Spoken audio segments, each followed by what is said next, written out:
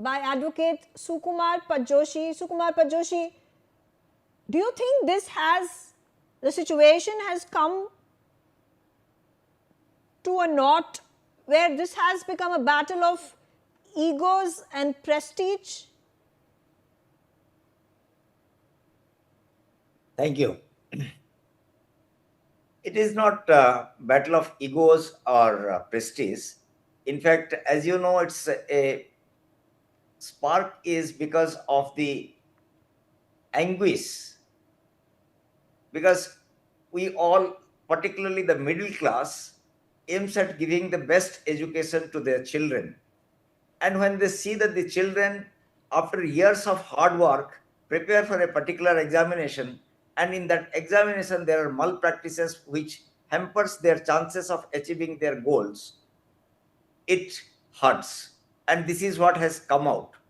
And therefore, talking or not talking, the government or the parties now engaged in agitation, you must say now maybe it is a ego kind of a thing that you demanding a resignation or something, like Mr. Nigam said, that is not approaching the issue. You are not trying to give any solution to the issue by demanding somebody's resignation, but maybe that is immediately because during somebody's presence it happened, so that may assuage some of things. It is like, in a road accident, what do? You catch hold of the driver, but the accident has already happened, or the driver was there, but then you also blame the authorities that the road was not good, etc., etc.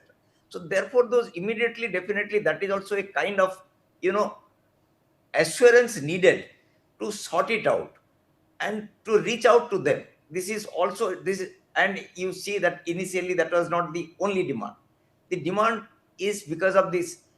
This is the larger question of reducing pressure in this high stake examination, is ultimately a policy decision, and therefore the policy is governed by the person in the helms of affairs. So Okay, therefore, so definitely, what changes should we bring in? I mean, there has been announcements of fast track courts, increasing of monetary penalty, and sentencing of the individuals who have been caught in NEET paper leak or any other paper leak. But what should be the reform like? How do we bring about this change? Do you think if there again the question, if 60% of the seats are reserved for scheduled caste, scheduled tribe, EWS, and so on and so forth, there's only 40% seats left for lakhs of students who are applying for it.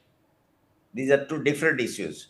Reservation has nothing to do with the present paper leak. This is a Reservation fraud. has got nothing to do with paper leaks, but do you think students are They're two different going to issues. any lengths Let's to get Reservation themselves is admitted to colleges?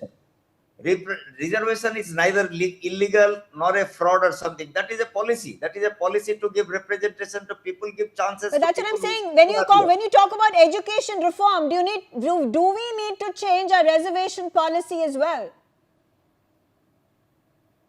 today we are on this, whether the paper leak, etc., and that's a crime, that's a fraud, and therefore, and that is legally, there are three things, the model that satisfy three principles of any competitive things is that fairness, transparency, and equal opportunity. Reservation is a policy decision that you are taking differently, and today, because the protest is not on reservation, and it should not be on reservation, because that is something the policy has been taken, it is accepted. But like I'm saying, the amendment that is going to be brought in the paper leaked act is also going to be turned into a policy. After that bill turns into. But my larger question is, when we are striving to bring about reform, how exactly can we bring about reform so that the largest percentage of our student population benefits from it without having to let go of their seats because of the reservation that is being given to lesser credible, less meritorious students? This is, if you want that debate, on that debate, both sides you'll have to hear. The reservation is because of a age-old historic deprivation to certain sections, and to make good, reservation has been considered right, and courts are upheld, and there are checks and balances already given to that who will get, who will not get, creamy layer, and everything is there. But now we are talking about is a fraud in the examination conduct. And this is entirely a different issue. If you make an amendment to this, you have to safeguard what are the cautions you are giving, that there will be no paper leaks, there will be no underhand giving of admissions to somebody, deprivation of seats to the meritorious people in the category they qualify.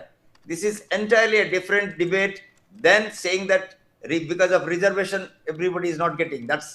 And today's agitation is not anything to do with reservation. It All right. started with, But yes. the only question I was asking was is it interconnected at the end of the day when we're talking about education reform? Do these issues also need to be raked up? All right. Thank you very much for joining me on the telecast. I am getting more information